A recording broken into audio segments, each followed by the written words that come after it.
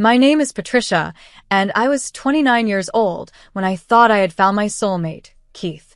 Our whirlwind romance led to marriage within just a year.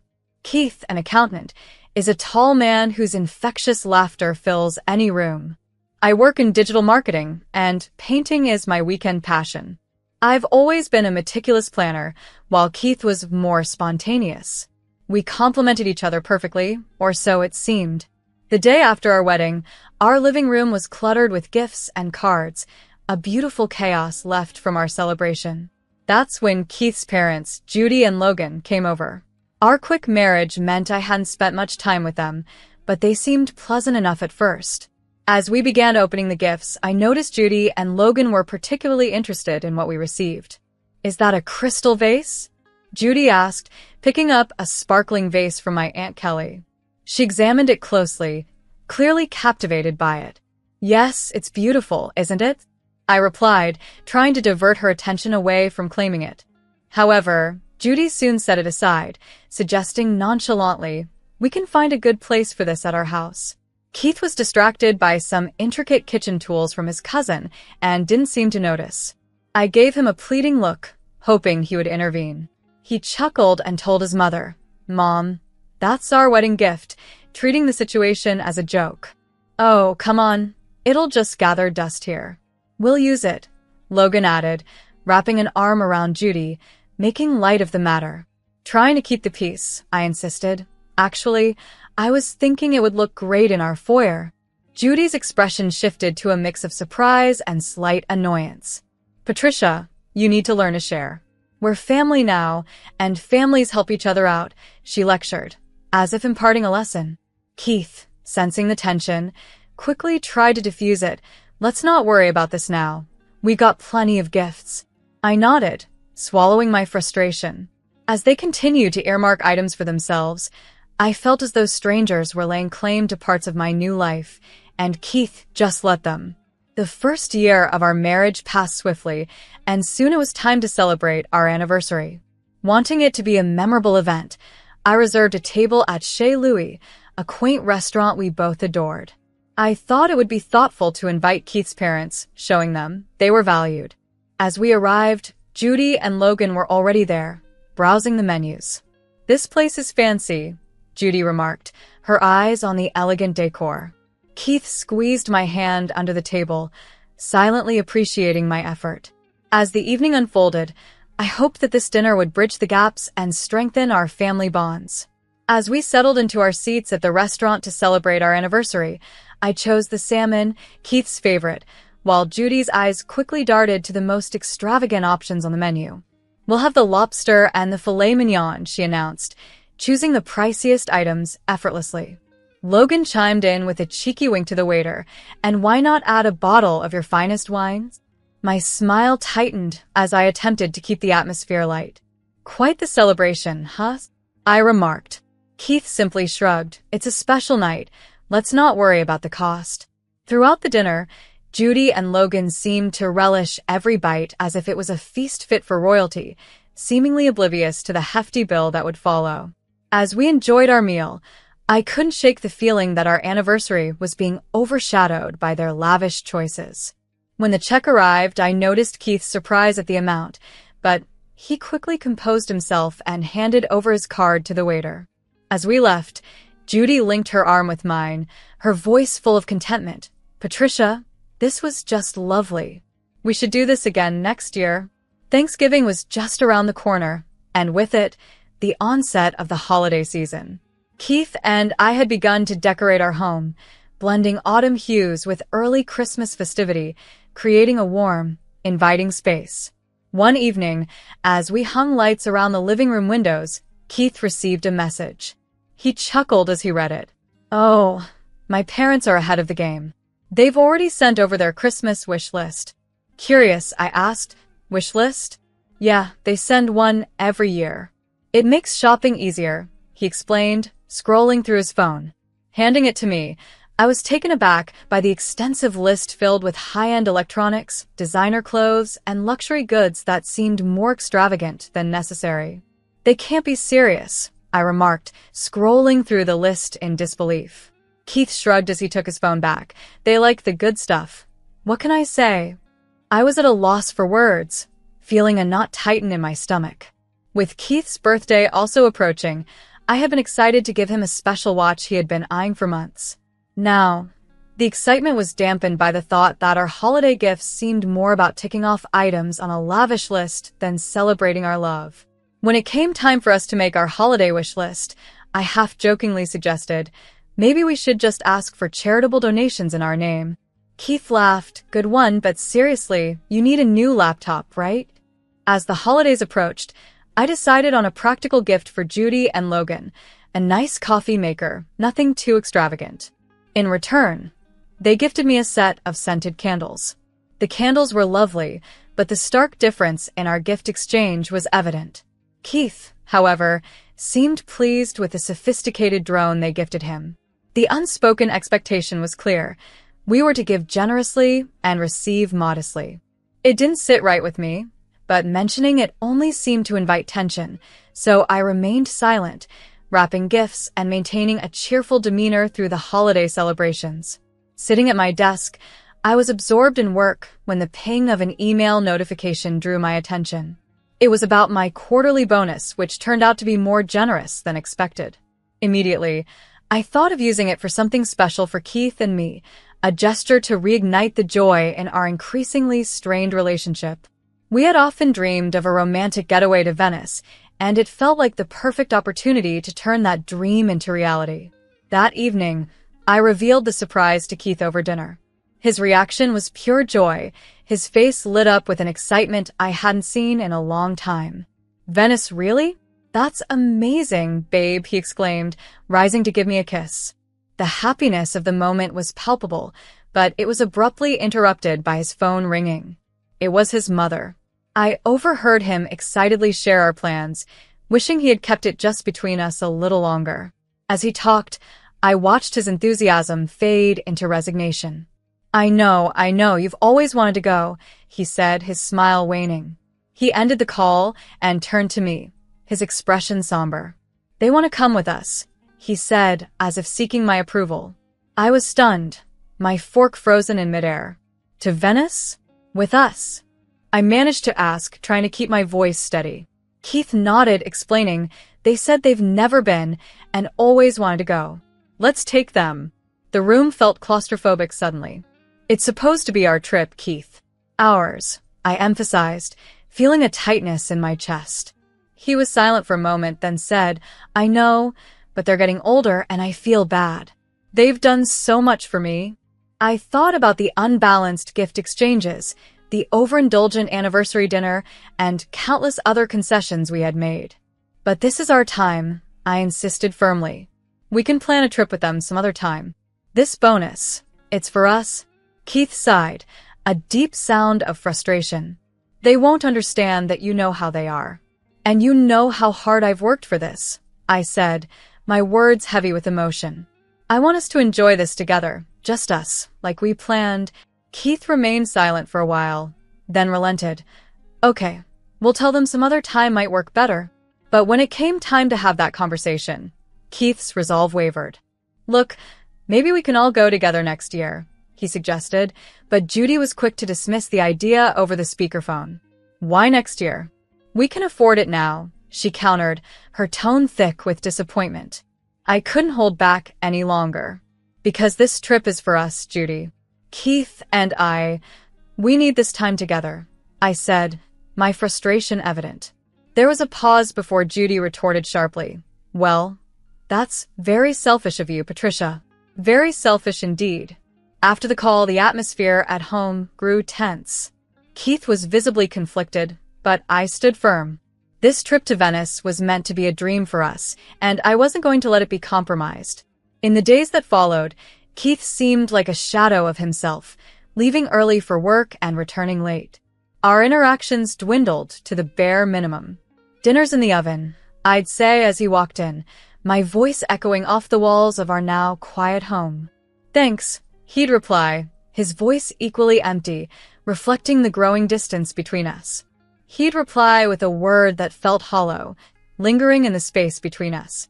I missed him. Missed us. I yearned for the days when we dreamed together on the couch, our plans and laughter entwining effortlessly. I longed to break through the invisible wall that seemed to have erected itself after the argument about Venice. But every attempt to reach out felt like speaking through a barrier of thick glass. I could see him, but couldn't truly reach him. One particularly difficult evening, I found myself sitting across from Keith at the dinner table. The only sound was his fork clinking against his plate, punctuating the heavy silence. I cleared my throat. "Keith, we can't go on like this," I began, my voice a timid whisper, fearful of breaking the fragile peace. "We need to talk about what happened. We can't let this silence become our new normal." Keith continued to eat, his expression unreadable. Then, finally, he set down his fork, a sign I had his attention, if only for a moment. "What do you want me to say, Patricia?" he asked, a hint of weariness in his voice. "I want to understand why you're taking this so hard. Why does it feel like you're choosing them over me?" I replied, the hurt clear in my tone. He sighed, folding his hands in front of him. "They're my parents, Patricia. They've been hoping to go to Venice their whole lives. And what about what we've been hoping for? Our plans? Our dreams?" My frustration began to bubble up, my words becoming more pointed in my desperation to bridge the gap between us. Keith ran a hand through his hair, a gesture of exasperation I had come to recognize. I know, he said, and for a moment I saw a flicker of the man I married, conflicted, torn, but not indifferent. "It's just, they've always been there for me. I feel obligated, you know." "But where does that leave us, Keith?" I pressed, leaning forward to catch his eye. "What about our marriage?" He didn't respond immediately, and in that pause, a wave of fear washed over me. Perhaps we weren't as solid as I had believed. Perhaps our foundation was less rock and more sand, easily eroded by the steady tide of his parents' needs and wants. "It's supposed to be us against the world, Keith. Not me against you and them," I said quietly, my voice steady despite the emotions welling up inside me. He looked at me then, really looked at me, and I could see the conflict warring within him. "I know, Patricia. I just don't know how to make everyone happy." "That's just it," I said, a sudden clarity washing over me. "We can't always make everyone happy. But we made vows to each other, Keith. Doesn't that count for something?" He nodded slowly, his gaze lingering on the table before finding mine. "It does. It counts for a lot." The rest of the meal passed in contemplative silence, a shift from the strained quiet that had become our norm. It felt as though my words had either planted a seed or perhaps watered one that had been lying dormant within Keith all this time. The next morning, the sun poured in through the windows, but its warmth seemed absent from our home. I awoke to an unsettling quiet, the other side of the bed untouched from the night before. The emptiness of the house wrapped around me like a heavy blanket, suffocating in its silence. Rubbing the sleep from my eyes, I reached for my phone, bracing for the usual lack of messages, a silent testament to the distance between us. Instead, my screen was flooded with notifications, all from my bank. A lump formed in my throat as I read the details, multiple transactions, including airline tickets. As I sat in the quiet of the early morning, an array of notifications lit up my phone, revealing a shocking reality. Hotel bookings and a pair of airline tickets to Venice had been purchased under my account while I was asleep. The timestamps on the emails indicated that the flight had already departed hours ago. Keith and his parents had embarked on the Venetian getaway that was supposed to be ours, financed by the bonus I had earned. A wave of disbelief washed over me, quickly turning into anger and a profound sense of betrayal. The phone felt heavy in my hand as I processed the truth. Keith, whom I had trusted with everything, had access to my accounts and had used that trust against me. It was all there in stark black and white, the digital evidence of his deceit. My heart raced, and my mind reeled from the betrayal by the one person I had thought would always stand by me. With trembling hands, I dialed his number, though I knew he wouldn't answer, not with the time difference, and certainly not with the echoes of our last confrontation still hanging between us. As the voicemail beep sounded, almost taunting in its cheerfulness, I spoke. Keith, I saw the charges. You took your parents to Venice using my bonus. I don't even know what to say, but I hope it's worth it. I hope it's worth everything. The house felt colder and emptier after the call. The walls seemed to close in around me, heavy with the weight of unspoken words and now, likely, words that would never be spoken. I sat at the kitchen table, enveloped by silence, but inside, a storm of emotions raged. With a resolute heart, I began canceling the hotel rooms, the return flights, and every part of the trip tied to my finances. With each cancellation, I felt a part of my former life slipping away, the future I had envisioned dissolving before my eyes. Once everything was undone, I took definitive steps to sever financial ties. I contacted the bank and removed Keith's access to my accounts. Each click's a mix of fear and liberation. The man I had married, the family I had tried to integrate into, they were now strangers. Strangers who had exploited my generosity instead of cherishing it. With mechanical precision, I packed my bags, each item packed away a reminder of a dream that needed to be shelved. There was no possibility of returning to what was. No apology could mend the breach his actions had caused. Keith had made his choice clear, and in doing so, he had determined my path as well. The wedding ring, once a symbol of our commitment, now felt cold and heavy in my palm. I left it on the counter, its sparkle mocking the morning light. With one final glance at the life I was leaving behind, I shut the door on what was never truly a home. It was late afternoon by the time I drove away, my car filled with clothes and essentials, each item a stark reminder of how swiftly my life had turned. As I drove, my phone began to buzz with messages, one from Keith, several from his mother. I pulled over to read them, knowing they would only strengthen my resolve. Keith's message was simple. "Patricia, please, we need to talk about this. Can't we just discuss it?" His words rang hollow, almost insulting in their simplicity. I started to type a reply but stopped. No words could bridge the gulf between us now. His mother's messages were a mix of confusion and attempts to justify their actions, but they too fell on deaf ears. The decision was made, and the chapter was closed as I drove toward a new beginning.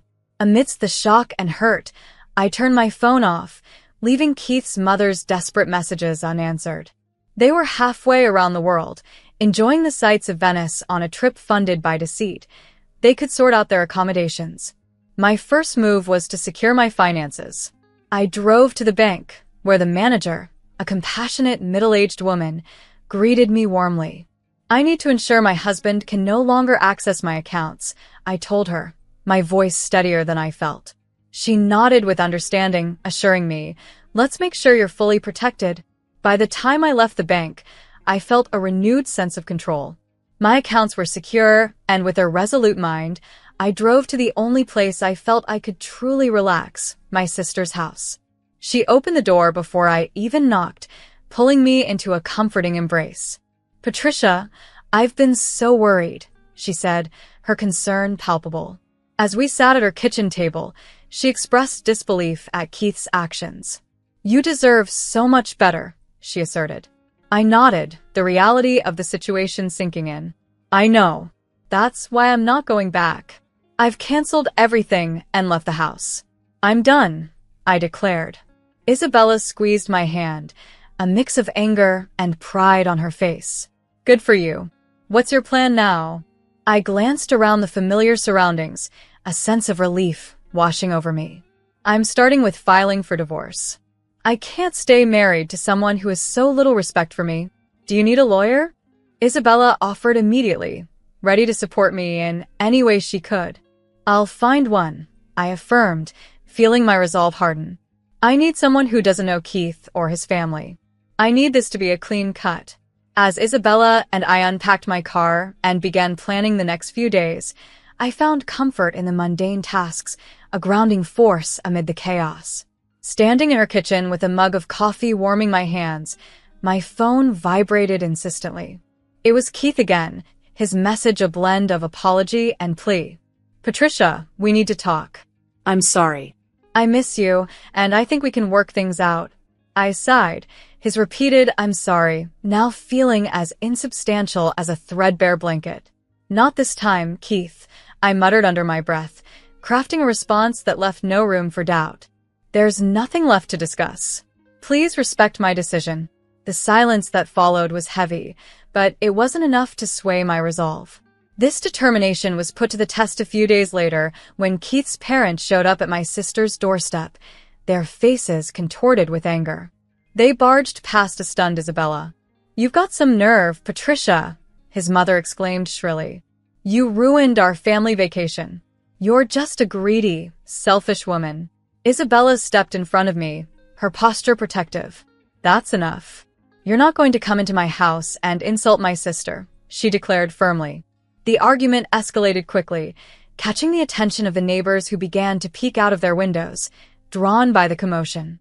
The confrontation was intense, but Isabella's unwavering support and my newfound clarity helped me stand firm. This was not just a moment of confrontation. It was a definitive end to a chapter of my life that I was ready to close. The confrontation with Keith's parents escalated quickly, and I was certain it would end with the police being called. Isabella, with her protective stance, firmly told them to leave, or she would call the authorities herself. Their departure did little to clear the air, leaving a palpable tension lingering in their wake. However, amidst the turmoil, a profound realization took hold. I was unequivocally done. The divorce process felt like navigating a sterile, procedural dance. I methodically signed the papers and nodded through legal explanations regarding settlements and asset divisions. Each signature seemed to sever another chain. Each document signed felt like loosening a tether that had held me bound. When it was all finally over, I stepped out of the courthouse feeling liberated. The air was fresh, and a gentle breeze played with the loose strands of my hair. Isabella was there to meet me, her embrace tight and supportive. "You did it, Patricia," she whispered, pride resonating in her voice. Indeed, I had. I stood strong against the selfishness that tried to dominate me, against the manipulation that sought to keep me chained. I walked away from the courthouse, turning my back on a past that no longer had any hold on me. Keith's messages continued to arrive for a while, apologies, pleas, and eventually, expressions of anger. But I left them unread, floating in the digital void, as I moved on with my life. The apartment I rented was modest, but filled with sunlight. I decorated it with plants, filled the shelves with books, and began making new memories. I enrolled in courses that reignited a passion for learning I had neglected for too long. One tranquil evening, as I sat on my small balcony with a cup of tea in hand, I finally deleted Keith's number from my phone. It was a symbolic gesture, but one that felt deeply cathartic. I was truly free, free to heal, free to grow, and most importantly, free to be unapologetically myself. With each new day, I felt more empowered, embracing my newfound freedom and the endless possibilities that lay ahead.